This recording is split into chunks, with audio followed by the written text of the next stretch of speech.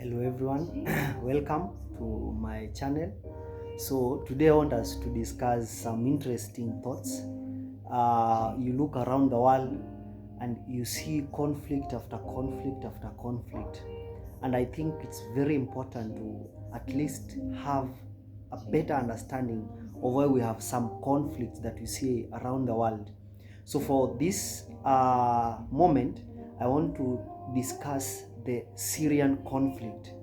So we know that Syria has been in a conflict for so long, and as we speak now, we have the fall of the Assad's regime. And the question that maybe we should ask ourselves, what led to this conflict? Actually, we need to understand who are the key players in this conflict. So I want to take you back right from 2011 when the Syrian war began. It's one of the Arab uprisings that we have taking place in the world.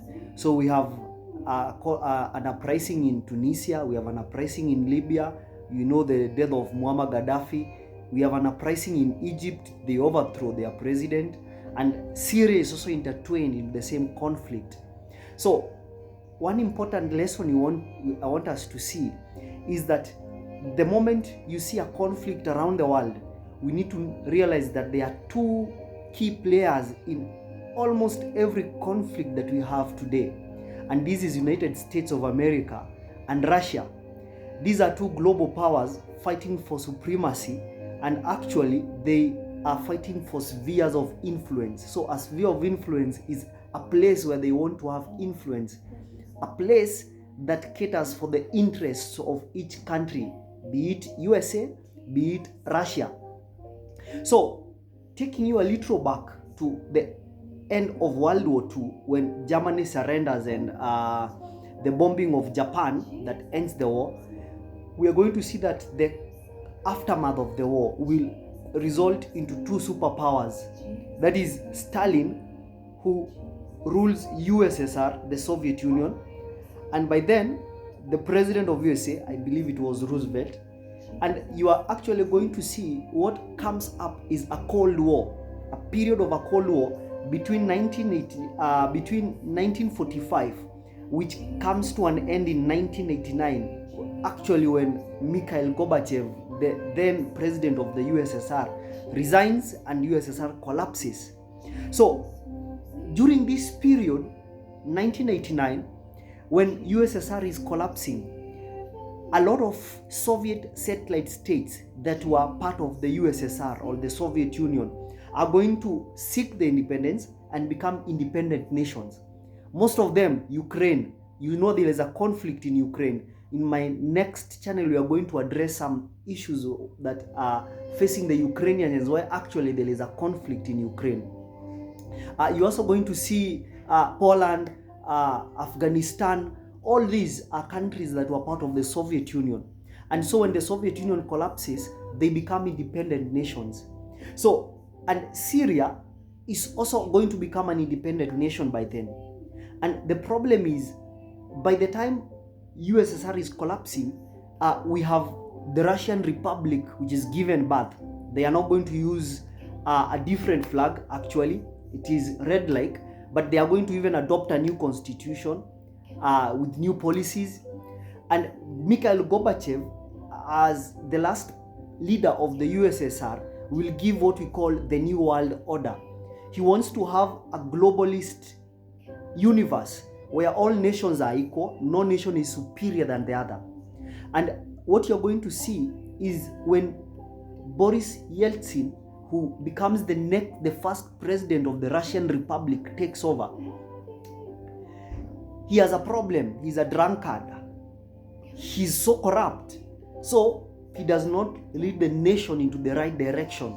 So we are going to see the rise of the Russian oligarchs who control the economy of the land. They have the largest companies in the world, like one called Deripaska, who has the largest aluminium company. You have, I may forget their actual names, but you have these Russian oligarchs who control the economy of the land. And so still Russia is in its shambles because at least it goes below the level that you'd expect a powerful nation to be. And this time, America takes advantage and becomes the unipolar kingdom. So as we have this transition also, you're going to see that there are some agreements signed. Gorbachev with the then president of America, George Bush, they're going to have some agreements that Bush, America, the West in general, will not extend their influence in these countries that were part of the Soviet Union. That is, West, we have Europe, we have Western Europe, and we have Eastern Europe. And you actually see in Eastern Europe, these are the countries that were part of the Soviet Union. Ukraine being one of them. Ukraine is in Europe, but it is in Eastern Europe. And some other countries in Asia too were part of the Soviet Union. So there is this agreement: do not extend your influence to our territory. We might not have full control of these nations, but please don't extend your territory to those nations. So actually what you find is that America has overlooked this agreement and they have always broken the rules. So the first time they break the rules is invading Iraq in 2003. And Putin is so weak by then. Boris Yeltsin has resigned. He has appointed Putin as the prime minister when he is in power. So when he resigns, Putin becomes the acting president. 2000, Putin is elected the Russian president. And when Putin is elected, he wants to make a statement. So he stages a coup, the Chechnya attack, and he wants to come and deal with this terror attack, as they call it, and show the Russian people and the world itself that I'm this strong man, and I'm this kind of a leader who is not just any politician. So he brings the mindset of a very strong man. Even if you look at his walking style, he walks with one hand as if he's marching like a soldier. He shows you that I'm not just an ordinary president. And that's what he does. He makes a statement. He unleashes terror to these terrorists. And it works because he's not elected president in 2000. But Russia is too weak, at least to have some global influence. So by 2003, when you have the 9/11, the Twin Tower attack in America, the Al-Qaeda, the Taliban, and Osama bin Laden, when they attacked the World Trade Centers in America, Colin Powell, who is then the secretary, wants to convince the Congress that these terrorists, we can trace them to Iraq. And actually that is a lie, because when you go to the right sources of information, America had a conflict with Iraq over Kuwait. Kuwait is a small territory in Middle East that has oil and gas. So America wants to have influence over that. So they are going to stage, we are dealing with terrorism, and actually they are going to destroy Iraq, kill Saddam Hussein. I hope for those good historians who can remember, can understand when Saddam Hussein was killed by the American army. So Putin watches and he tries to see these people actually breaking the agreement. Don't interfere with the affairs of what were the territories of Soviet Union. Because the main aim of Putin, the main agenda of Vladimir Putin, he has always desired at least to revive the Soviet Union, to revive the USSR as it existed. But it has been very difficult because it's not easy now to bring back these small nations under his wings again. So taking us now to around 2011. So there is a good campaign. By then, Barack Obama is the president of USA.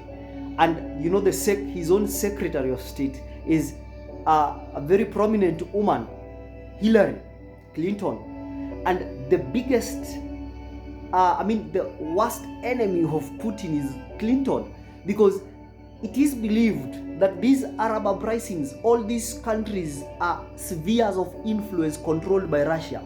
Yet, we are going to have a regime overthrow over these spheres. And those who revolt, or those who are leading the revolution, are all going to have their roots or alliances with America or powers that are allied to America. So they believe it's maybe America who is staging this conflict. And so, as the Syrian war begins, Assad, who is the president, faces a revolt. There are protests in the streets. Police will use violence to crush these protests. it swells because it leads into these rebel groups being armed with guns, and they begin a conflict. No one saw it as a big conflict, but that's what it results into. And the big question we need to ask ourselves, what leads to this escalation of this conflict? And this is why I want us to be very careful and keen to learn. Because in 2009, I want us to see where the Syrian conflict begins. 2009, we have Barack Obama. He sits down with his advisory and they are trying to advise him on how to counter this rising Russia. So one thing you need to understand about Russia is that they produce 70% of world's oil and gas. So, and most of this oil and gas is consumed by Europe. So any gas used in Europe, 99% of people living in Europe, they consume Russian oil and gas. And now the big problem is they have enmity with a power they want the most. They have enmity with a power they rely on the most. And so to deal with Russia, they need to come with an alternative. So they need to destroy this alliance between Russia and Europe, and it's united because of gas. So they go to the Middle East. There is American allies like Qatar. We have Jordan, many of them, Saudi Arabia. In fact, Saudi Arabia and America have an alliance in the 1970s where they have, I don't know, it's Aramco or what. I mean, there is a big company, I can't remember its actual name, which is the largest oil company in the world. So they want to extract gas and oil from the Middle East, take it to Europe. And once they take it to Europe, they are going to now have an alternative. And so they will not need the Russians' gas and oil. So in case they impose sanctions on Russia, it will work. At the moment, it's difficult to impose these sanctions on Russia because they impose them and actually lift them up again. Why? Because they realize they cannot sanction Russia from selling oil, and yet there is the same oil they need. And that is the big problem that we have. So they want to have an alternative where they can extract oil from the Middle East, sell it to Europe, and now bypass the Russian oil and gas. And the problem is not that they can't do it. They have been doing it in the Middle East. But the strategy they have been using is what is costly and expensive, because they use tankers. They use either sea or road transport. For Russia, during the Soviet era, Stalin, who was the president by then, had constructed pipes. So Putin can easily control oil and pipe supply and gas supply while still in Moscow. He just needs to turn off or turn on the tap, and oil flows or cuts off. So transporting oil through pipeline is cheap. It has no risks. It has no expenses, unlike the ones who use tankers, which might break down, which the same tankers also consume fuel to transport. So it's very difficult. So America wants to construct a pipe too from Middle East Asia to Europe. And the problem is, to construct this pipe across the sea, the Mediterranean Sea, it's very expensive. It's not easy. So they have a strategy. 80% of the pipe will pass through land and the 20% will pass through the sea. So when you look at the map of the world, the easiest route to get to Europe from Qatar, Kuwait, Saudi Arabia, it's to access through Syria, then Turkey, a little bit of the sea, and then Europe. And so it's easier to construct this pipe on that route. So coming to Turkey, Turkey is a member of NATO. And so Turkey is willing, so willing, to allow the passage of this pipe because they will also benefit as a nation. Actually, in the deal, Turkey was to control and manage this pipeline. Number two, the other country that actually becomes significant now is Syria. So you need to pass this pipe through Syria and then Turkey and then Europe. And this is where the problem is, because Assad is the president of Syria. So America will use Qatar, these Gulf nations that are allianced to America, and they come to Assad with a deal. you want to construct a pipe, please allow us. And up there, Putin is watching what they are doing. He can see their tricks, and he just calls Assad and tells him, don't allow that pipe to pass. Because Syria is a sphere of influence controlled by who? By Putin, by Russia. So they will not approve a deal that will crush and crumble their friend. And so Assad says, you won't pass this pipe here. And he refuses. And America is frustrated. Now, 2011, Iraq has the same plan. We want to construct our pipe and extend our market to Europe. So what will they do? They will also plan to sell gas in Europe, and so they want to construct a pipe. To get to Europe, you pass through Syria. And that's another proposal from Iraq. And this time, surprisingly, Assad says, yes, you can construct one. And you think America would just watch. And you ask yourself, why would Syria approve an Iraqi pipeline and disapprove a Qatar one? It's because Iraq is more controlled by Russia than America. So Putin can easily control the market, even if it's a smaller ally selling that. But Putin will not be able to control this pipe that is controlled by the other part, by the other power, the other party. So what he does, he has to allow what he can manage, what he can control. And this is where hell breaks loose. Because in a twinkling of an eye, 2011, there is an uprising in Syria, and Assad's regime is in jeopardy. They want to overthrow Assad. And who must make sure Assad does not fall? Because if Syria falls, Russia crumbles. So Russia has to make sure they support Assad's regime. So Putin will send the most allied force he has, the Wagner group, under Prigozhin, you know him. He sends them there, the Russian mercenaries, to make sure they protect the oil fields, they protect Russia's interest in Syria. Assad's regime must not fall, must never fall. America, on the other hand, will arm the rebels, train them. They are trained in Jordan, around there, equipped with weaponry to go and overthrow the regime. And the Syrian war breaks loose. You need to know what they are fighting for. Because as these two global powers use proxies, America is fighting against Russia, but they are using a proxy war. They are using a substitute to fight for them on the battlefield. Russia is using a substitute to fight for them on the battlefield. Syria becomes a battlefield. And what you'll actually find is that there is another element who has been watching, looking for the golden chance to reinforce.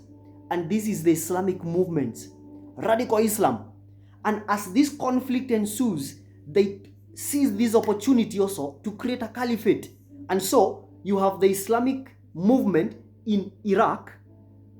Now they are looking for a land to form their army, and they go to Syria, and so they are called ISIS. Though that the first IS is the Islamic State in Iraq, and the Islamic State extends to Syria, and so they form the movement ISIS. And so ISIS forms a caliphate, something that America never wanted, because the number one war the Americans wage in the world is war on terror. Because of 9/11, they are not going to allow this Islamic movement reform again. And so America has a twofold front. They are arming rebels, and they want these rebels to overthrow the Assad regime. And they go on the northern side, they form the YPG movement, the Syrian defense movement, that will try and now neutralize this threat of ISIS. So America will be facing war on two sides. One using a proxy to fight Islam, and another using a proxy to overthrow the regime. And the war becomes messy, because some countries like Saudi Arabia, Qatar, they are also going to involve themselves in the war. And there is another element who also benefits from Syria, and this is Iran. Iran has some proxies too, the Hezbollah in Lebanon, the Houthis in Yemen, and the Hamas, who have been in Palestine. And to fund these militias, they have always used the route from Syria. So, because they want to bypass sanctions, remember Iran has also been sanctioned by the Western powers. So they use Syria. So, to protect their interest too, Iran will also send Hezbollah and other militias to defend Assad. So you can see how messy the Syrian war becomes. And there is another power too who has interest, Turkey. As America arms the YPG on the north, this community of the YPG is an enemy of Turkey. So Turkey too will see this as a threat. You are arming our enemy. Turkey involves itself in war. And actually at that moment, things are not so good between Tayyip Erdogan and the president of US. Because by this time, NATO is even Turkey is bypassing some of the agreements of NATO. Buying weapons and jets and missile systems from Russia to tell the West, you are arming my enemy, you are breaking my alliance and allegiance to you. So all these powers are all in Syria. But the most important thing we need to know, it's the gas pipe that is the big problem. The conflict continues. 2019, by this time, Trump is the president. And Donald Trump claims, I don't see what we are doing there in Syria. America is spending more. The taxpayers' money is going to waste. The Assad's regime is so firm on the throne, actually they can't overthrow him. Russia's protection is working, and this weakens America. Globally, their influence is weak. So America believes under Donald Trump, we need to withdraw troops in Syria, and that's what Trump does. People feel like it was not the right move, but to Trump he feels it's not the right time. We are not achieving anything. What was our objective? They claim we have defeated ISIS, so we withdraw. That was not the objective. The objective was to overthrow Assad and his regime, to be able to construct a pipe that will bypass the Russian supply of oil and gas in Europe. They failed to overthrow Assad, so they withdrew. And the problem is, that was a catalyst that led to what we are seeing today. Because all these armed groups, as bigger powers withdraw, Turkey withdraws, the YPG makes a deal with the Assad's regime, ISIS leader al-Zarqawi is killed, they look weak, they lost a caliphate, America and their allies withdraw, only a few troops remain. This year, November 2024, without notice, the Assad regime slumbered on their work. They failed to see that these enemies were not idly sitting. They were reorganizing, they were reinforcing themselves, they were replenishing their armies and supplies. And Assad was caught off guard. And so, the Assad regime has fallen. So, that's an interesting history. And actually, in my next presentation, I will want us to go deeper and ask ourselves, why is it now that Assad's regime has fallen? Yet from 2011, the Assad regime had survived this conflict. What actually changed? What actually led to the fall of Assad's regime?